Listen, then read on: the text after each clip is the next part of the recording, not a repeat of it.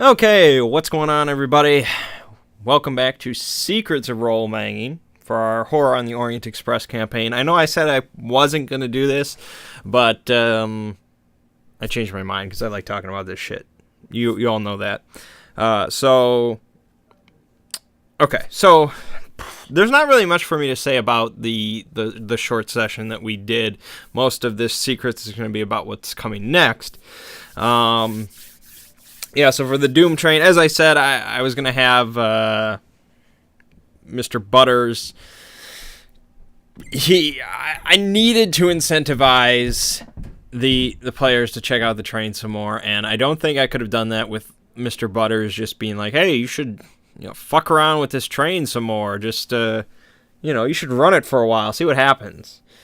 I needed there to be, because they really liked Arthur Butters.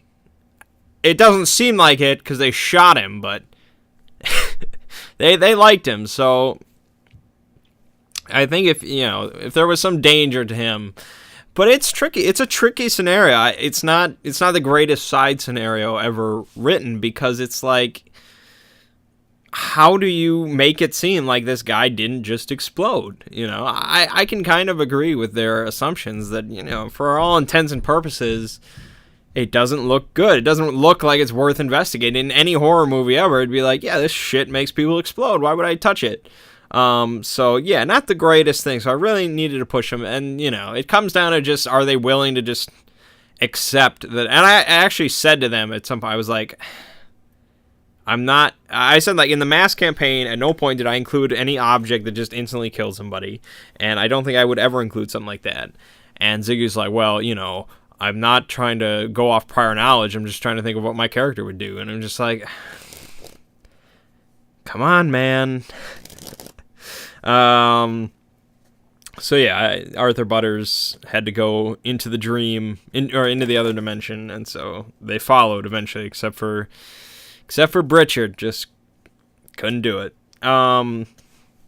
Other than that, yeah, I could have made the actual zombies on board the train much more dangerous than I ended up doing. I made it a bit too easy, I think. There should have been a bit more danger to it than that. But really, like, there's a very fine line there. Like, well, I guess no, because I hide all of my roles. All of my roles are hidden, and for good reason. I don't think roles should really ever be public. I mean, DM roles. I've heard of DMs that do all their roles in public, and then they complain. It's like, oh man, like I rolled a crit and he died, and there wasn't anything I could do about it. And there's like, yeah, there's something you can do about it. You don't show your roles to people. Like, it's just, there's no point. You're the final judge of whether a role should happen or not, of whether anything should happen or not. And so, anyways, that's a separate topic completely. So what I probably should have had is kind of drawn that encounter out, the first one when they just got on the train, and really made it much more intense and exciting, and had them get grabbed, and they they go in for the kiss, but you just dodge your head out of the way at the last second, and made it real kind of close like that. But no, it was pretty much just Luton ran forward, grabbed him, threw him through the door, and got in and done. It was very quick. I should have dragged out a little bit longer. Like, I should have put some zombies in between the two of them, so Luton had something to deal with.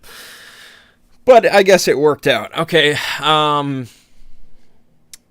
Randolph.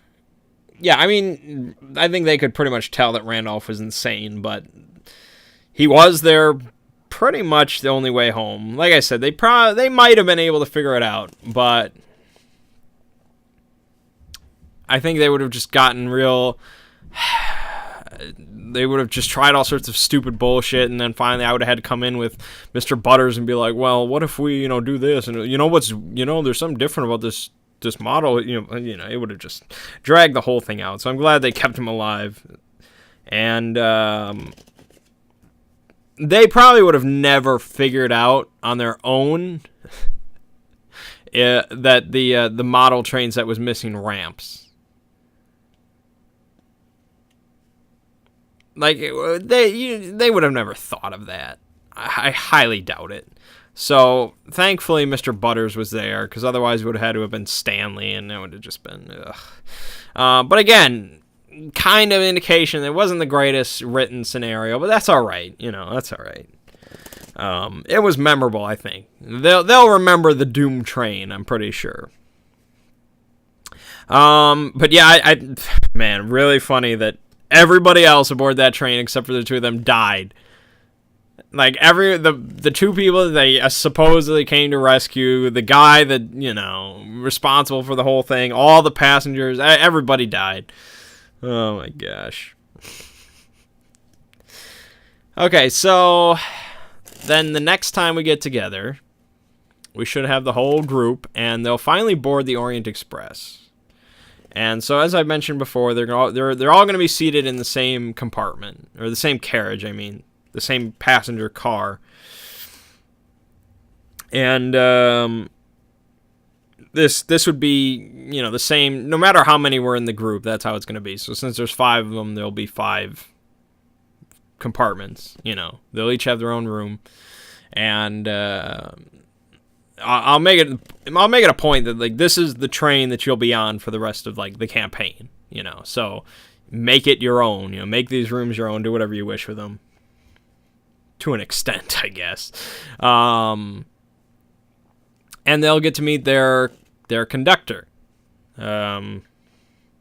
Giuseppe Oligarch.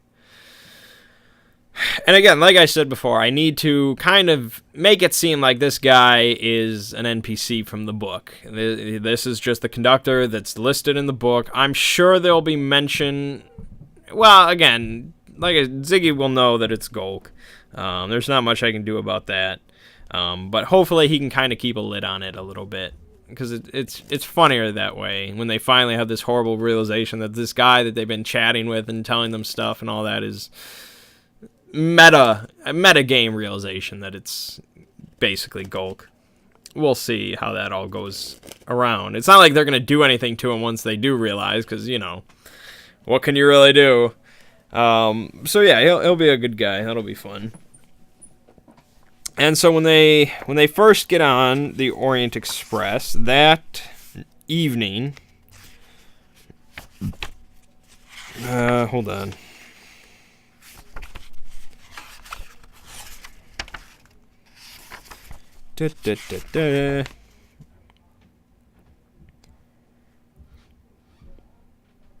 Okay, so it says, keep track of the number of days which elapse in Lausanne, since developments in Milan depend on the passage of a believable length of time.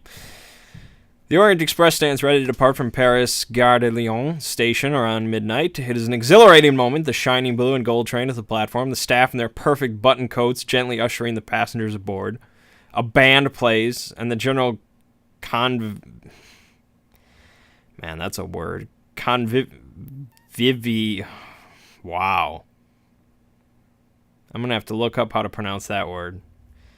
I don't even want to attempt it. It's conviviality. Wow. I was an English major. I'm just an old dumbass now. Stepping aboard, the investigators bask in the heated train, admire the luxurious paneling and the comfortable berths.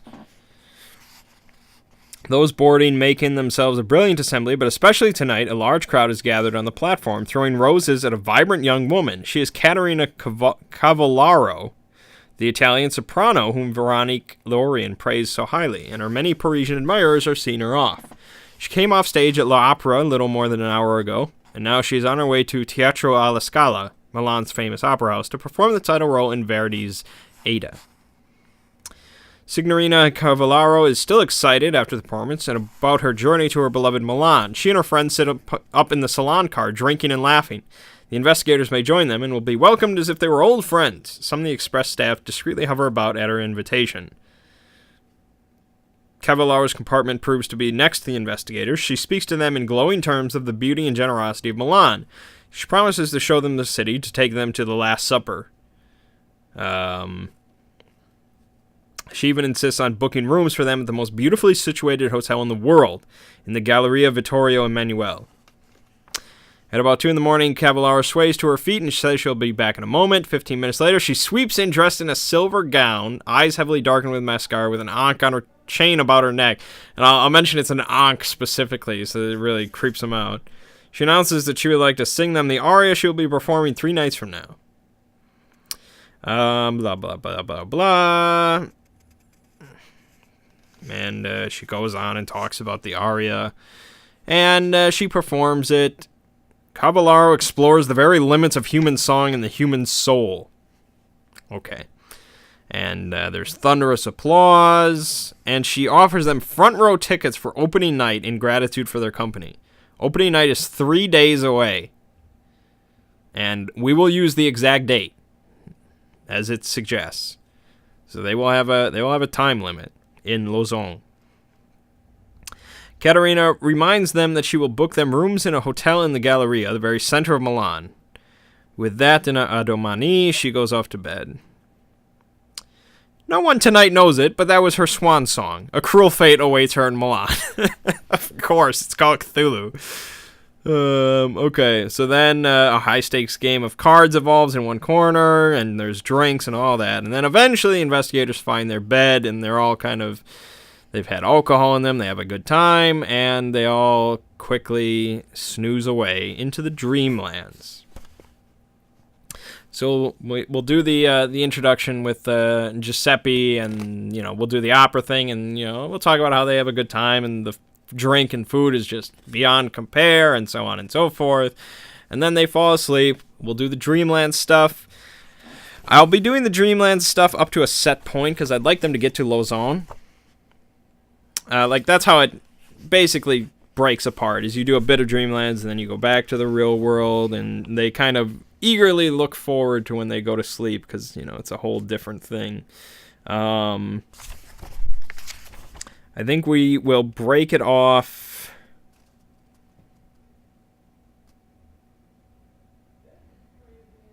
probably when they get to Czar. On the way to Czar, maybe at some point. Something like that. Okay. But then they do arrive in Lausanne, in Switzerland, the French part of Switzerland. And it says, shadowed by death, our heroes travel in comfort to Lausanne, and there meet several interesting characters, acquire a scroll, and have a very bad dream.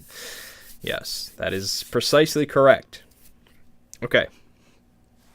So Lausanne is a very, just a sleepy little Swiss town. A lot of French still, unfortunately for them, but it doesn't matter where we go, they won't speak any of the languages.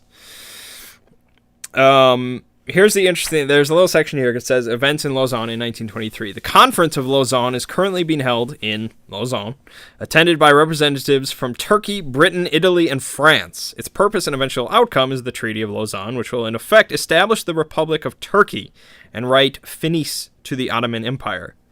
Path to diplomacy is a rocky one. The conference begins in November 22, but is abandoned on 4th of February 1923 when the parties fail to reach agreement. It is reconvened in April, and the treaty is finally signed on July 24th by Lord Curzon and Benito Mussolini at the Beau Rivage Palace Hotel. What this means for the keeper is that there are many Turkish diplomats in Lausanne in early 1923, particularly at the luxurious Beau Rivage Palace, which is where the investigators may also be staying. They may harbor untoward suspicions of these innocent men. Oh, yes, they will.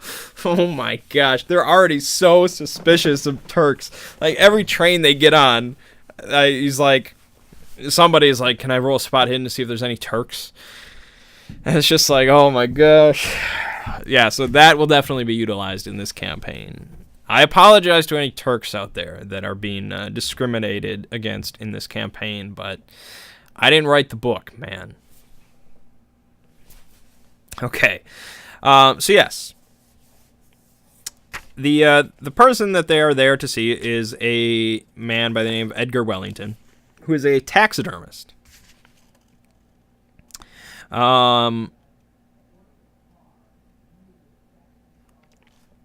And so they have his address. The address is on the letter that they have. So they'll go to 50 Rue Saint Etienne, and there's his taxidermist shop. Hopefully they don't break in, because he does actually want to talk to them. And so he's obviously not really expecting them unless they call ahead, but I doubt that. And so he'll talk to them. He'll invite them upstairs for tea and stuff like that. And he has a brother named William Wellington, who's very creepy. Edgar was in the Edgar was in the Great War.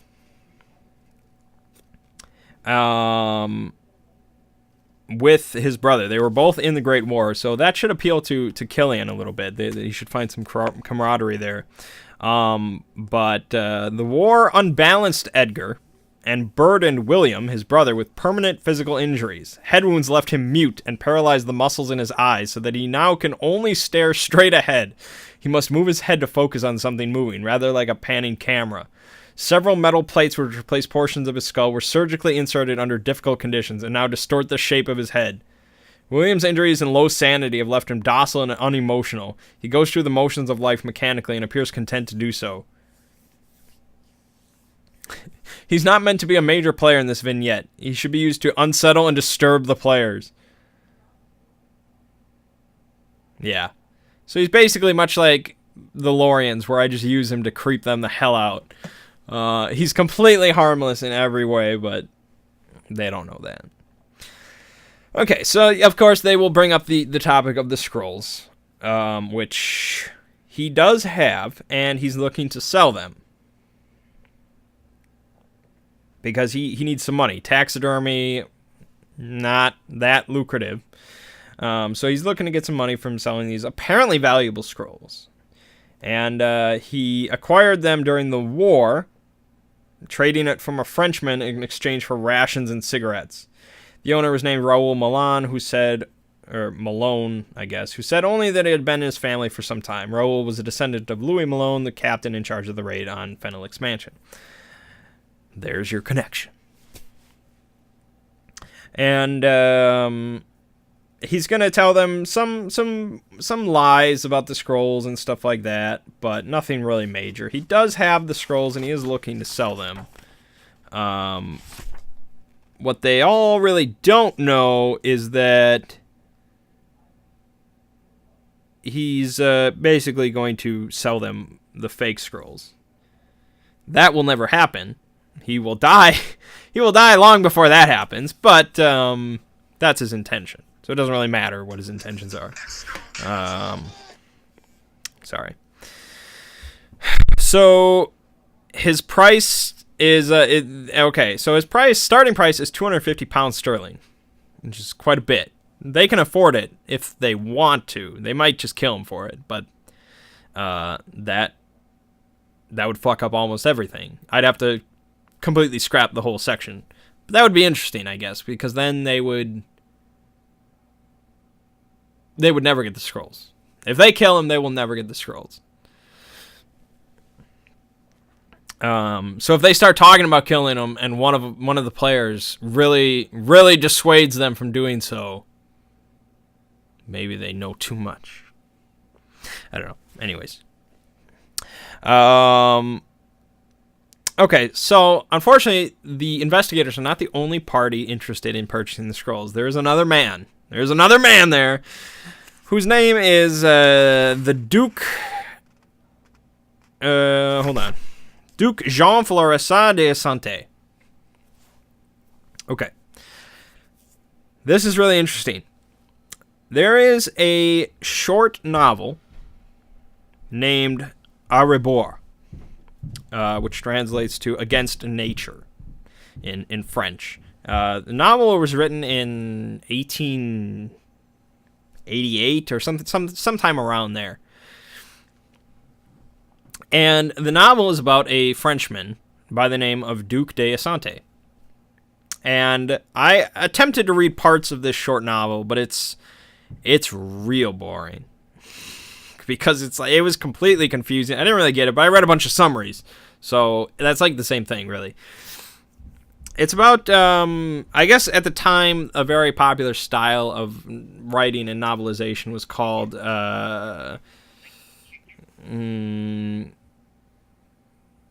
naturalism. Okay, anyways. at the time, a very popular style of writing was called naturalism, which I guess was based around the concept of, it was a departure from romanticism and stuff like that. It was based very much on observing and writing about real world problems and stuff like that, which, nowadays is not that crazy to think about. So it was very much looking at the gritty, the hardworking, people in the coal mine, all sorts of stuff like that. I guess that was naturalism. I'm not really a literaturist or anything like that. So this book was kind of a turning point from that into the more, I'm trying to think of the word for it, the more decadent type of writing and lifestyles and stuff like that, where it looked, we're getting so far off topic, it's funny, but the novel itself is about a guy named Duc de Sante, who was a Frenchman who lived a completely 100% decadent lifestyle. Like, this guy only ate decadent foods. He only cared about art. There's, some little part of the book where apparently he has gems embedded into a turtle's shell, and the turtle eventually dies because of the extra weight, but he doesn't care because it looked great, apparently. That's kind of, it's all just completely different. It's almost like mocking naturalism. This guy that's just the 180 from that. Okay, at the end of that novel,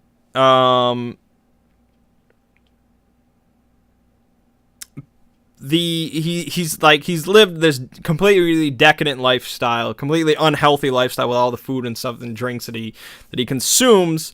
And so he has to change his lifestyle on the advice of a doctor who tells him if you keep doing this, you'll die. And so he has to change his lifestyle. And that's, I guess, how the novel ends. How does that relate to this? Apparently, I really tried to look into this. There's no concrete info, and it really only seems to imply it in here. But I'm going to go ahead and go with it. That novel is about this guy in this campaign. The unfortunate part is none of the investigators in our campaign would have read a French novel. The book wasn't translated fully into English until 1926. And yes, I looked that up. So none of them would have ever heard of this novel at this point, because none of them would have read a French novel. So if they had, though, that would have been a really cool connection. If this guy introduces himself and, is Duc Jean Florissant de Sante, I could have been you seem to recall reading a novel during your schooling called Au Rebord about a very decadent man who, I don't know if it says that he moved to Switzerland or anything like that. He did. I have to look it up now. I have to know. I have to know. It does say at some point that he moved out of France and then he moved back during the novel. I just don't remember if it says. Yeah, so he lived a decadent lifestyle in Paris, and then he moves to a house in the countryside. But then he returns to Paris. But anyways, I can't make that connection anyways. But so this really doesn't mean anything. I guess this was just me talking a bunch, because there's no way I can incorporate this into they'll never find out about that connection, that there was a novel written about this guy, apparently. And even if they did know and they brought it up, he would, of course, deny it.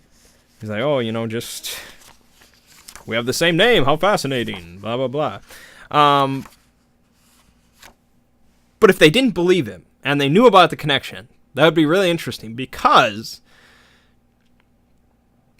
the book was written in 1888. And when the book was written, he was supposed to be in his 40s or in his 50s even.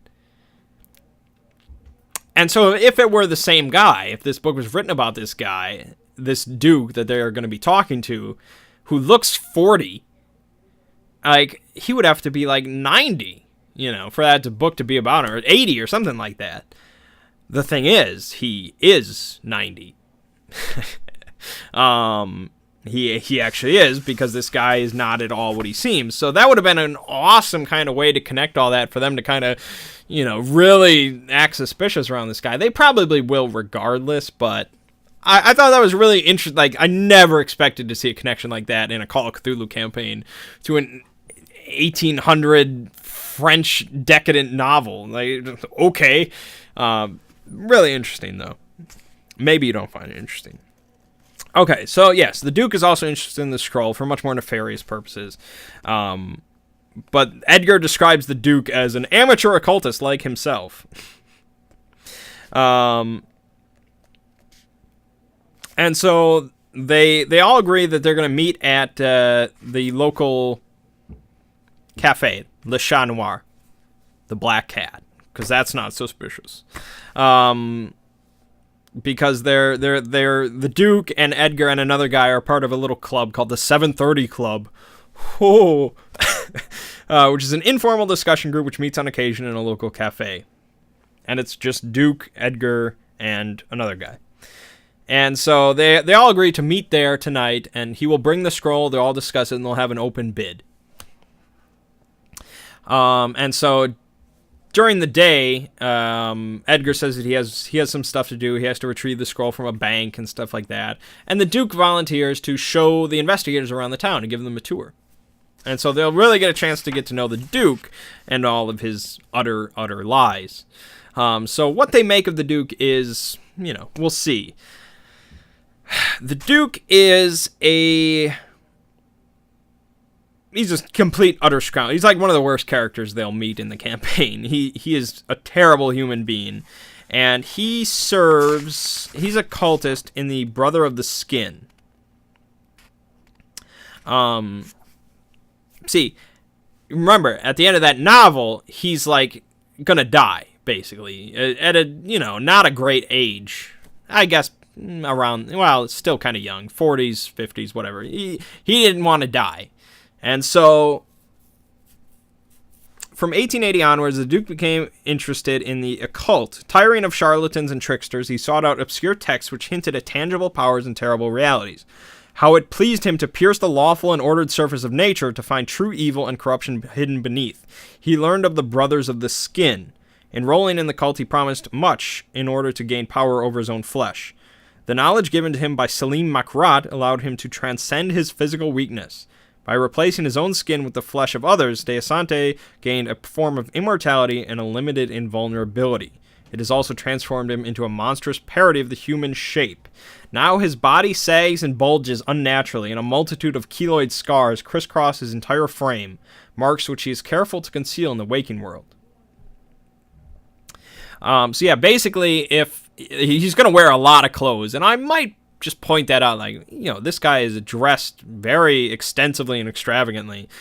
If they did, I don't know why they would. I really don't. But if they did undress him, yeah, they would basically find what are they called? The bloaters or whatever from like Left 4 Dead, like the real big fat zombies that explode. He basically looks like that underneath. His head, his neck, and all that, that's all normal. But underneath all that, yeah, there's sanity loss for seeing that. Okay. So, the Duke. So he's a terrible guy. But he doesn't really do much. He doesn't really do much bad stuff in the real world. He does occasionally murder some people and steal their skin and graft it onto himself, but that's minor stuff. Where he really does the bad stuff is in the dream worlds. Okay, so now I need to make a distinction. There are, in the mythos, in campaigns like this, there are the dream lands, which they're at this point, they have already been into. They've been on the train in Earth's dreamlands. And dreamlands are basically just like, think of them as like a different plane of existence entirely. And, Earth has its own dreamlands, but it doesn't really have a whole lot of connection with Earth itself. It doesn't share features of Earth and stuff like that. And, people, you can go to any planet's dreamlands. You don't have to always go to Earth's. It's just most Earth people tend to go to the Earth one, that by default. But once you master dreaming, you can go to any dreamlands, and that's, aliens come to Earth dreamlands, and you can go to Pluto's dreamland, so on and so forth. Okay, so that it's kind of its own thing, is dreamland. Then there's kind of the dream reflections almost. This is different. It's also kind of its own dimension, but it's much more. If you think of it like D&D, it's kind of like the Shadowlands. It's like a mirror world.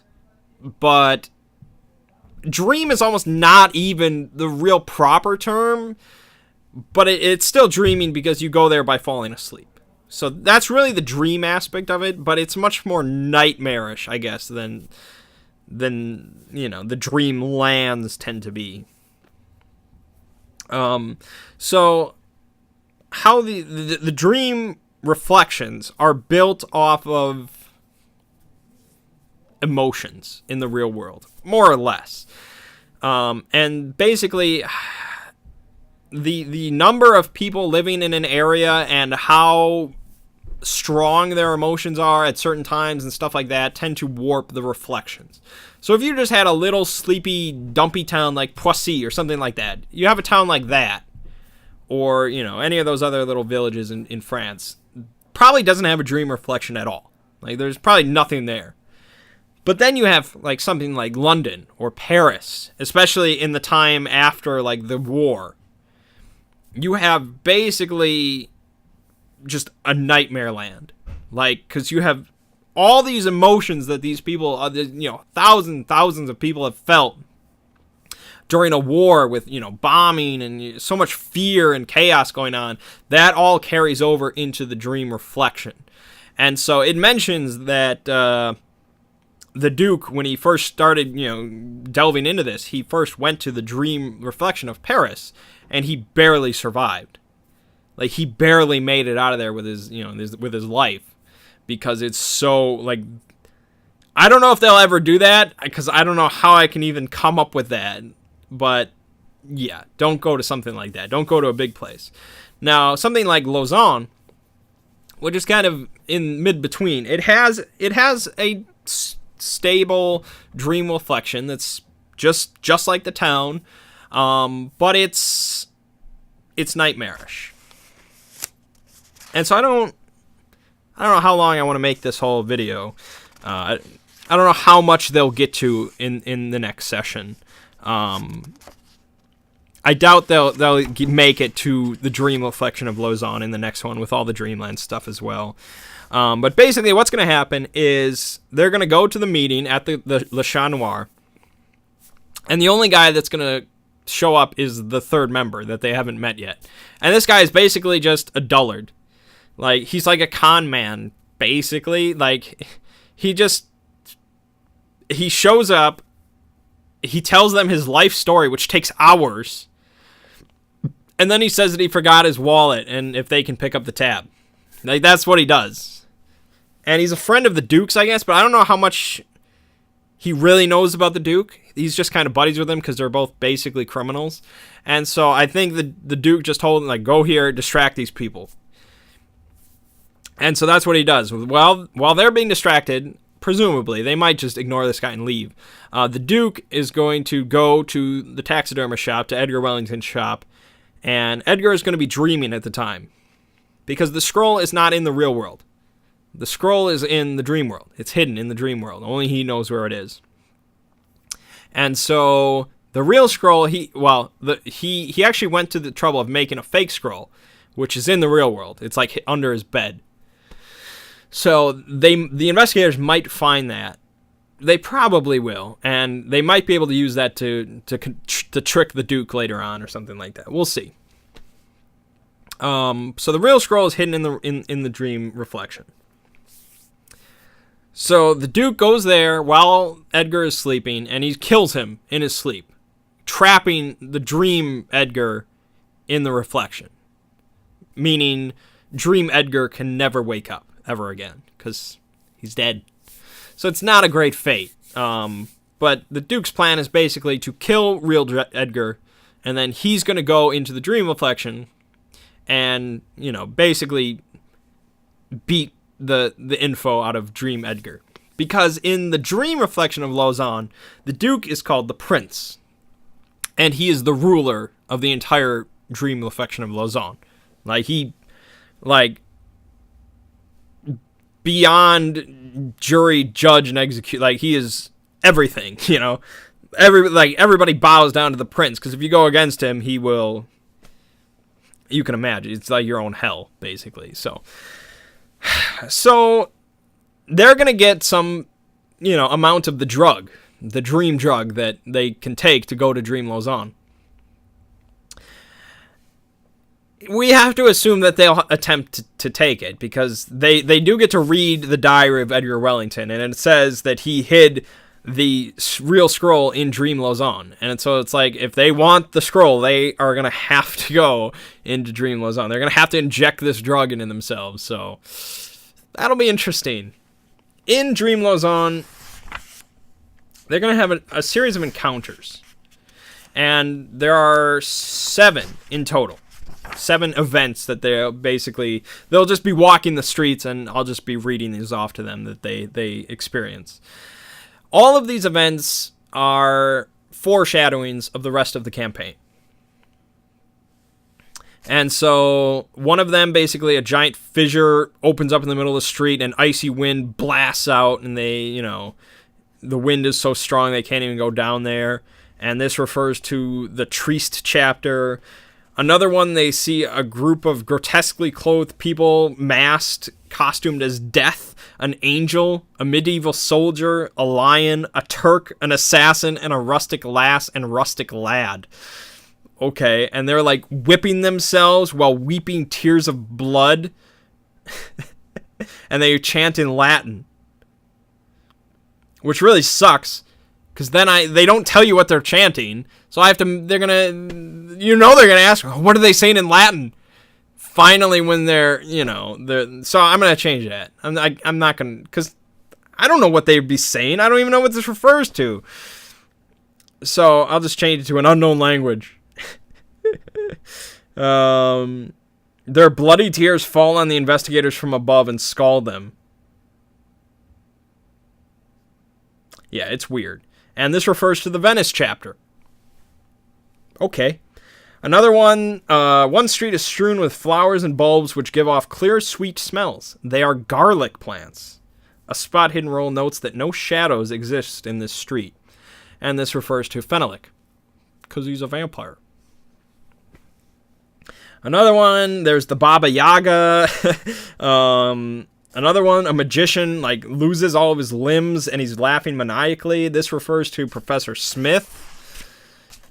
And another one refers to Mehmet and Salim, and then Milan, and so on and so forth. And basically, it's they won't understand any of this. And even when all this stuff actually occurs later in the campaign, or, the actual events happen later, they're never going to piece the two together. So this is just basically, here's a bunch of really weird random shit to show you how nightmarish this place is. That's literally all it is. And then we get to the final part of Dream Lausanne, where there's a trial. The prince is up there with, the entire population of Dream Lausanne in front of him, and Edgar is there in chains, and the prince basically creates a judge. He commands the mob to basically flay somebody in front of everybody, and he uses the guy's skin, and he puts it on a statue, and it becomes kind of alive, and it becomes a judge that's completely impartial, and there begins a trial. Again, this whole thing assumes that the investigators step in to act as attorneys for Edgar to defend him. If not, then he's pretty much instantly marked guilty and he dies. Yeah. And the prince gets the scroll. So hopefully they step in and defend Edgar. If they do, then it's a trial. The prince brings forth 3 charges against Edgar, and they have to refute him. They have to defend Edgar against these charges. The charges themselves are not really too strong. The second charge that the prince brings up against Edgar is that he's a foreigner. That's it. Even though he himself is a foreigner, but the prince actually isn't, because he's always been there in Dream Lausanne. But anyways, like that's just a real shitty argument. But you actually, I have to actually score them based on their counter arguments. Like there's a scoring system. And if they do not get the certain amount of points, then the judge proclaims that Edgar is guilty. And so the same effect happens. But if he's pronounced not guilty, then Edgar's immediately let free. But the prince then kind of demands the mob to flay the investigators alive and so on and so forth. And so they have to make a mad dash out of there. And Edgar shows them where he hid the scroll, which is actually inside a giant stuffed bear, which is like stuffed with blood for some reason. So he's like, there's blood splattering everywhere as he pulls out this scroll case and stuff. And so then they make a mad dash to get to like a train while in the dream world, and then they wake up, but Edgar doesn't, so on and so forth. And then they actually meet the Duke on the actual Orient Express, and he demands the scrolls. And he demands the scroll, and if he doesn't get it, he casts shriveling on a couple of the investigators. So that'll be interesting. If they try to fight him on the train, which is, it's crazy. He's pretty tough because he's basically like the Blob or something like. It's very tough to actually damage him. Bullets do minimum damage, so on and so forth. And he actually really won't try and defend himself because he'll just make it illegal thing, because if they just assault him and he just sits there, yeah, so we'll see how they handle that situation. But they can always just give him the fake scroll and he'll just leave. Like, he won't ever check it on the spot either way. So that's their way of getting out of that situation. And then it's on to Milan. Yeah, so Lausanne is another very interesting location, and we'll see how they deal with everything. They might kill William, kill Edgar, kill the Duke. They might just kill everybody. You never know. It'll be crazy. Yeah. Anyways, I highly doubt they'll get through Lausanne in the next session. They might just demand to stay in the Dreamlands and just keep that going if they enjoy it really that much, and that doesn't bother me. Eventually, we'll get through the Dreamland section, so. All right. So, yeah, that's that. Yeah, the players are being about as violent as I imagined they would be, so. It's like this campaign can tell you everything, but when people just start firing bullets off, you never know what to do. We'll see. It'll be fun regardless. Anyways, my name is Mang. This has been Secrets of Role Manging for Horror on the Orient Express. I'll see you fine folks next week.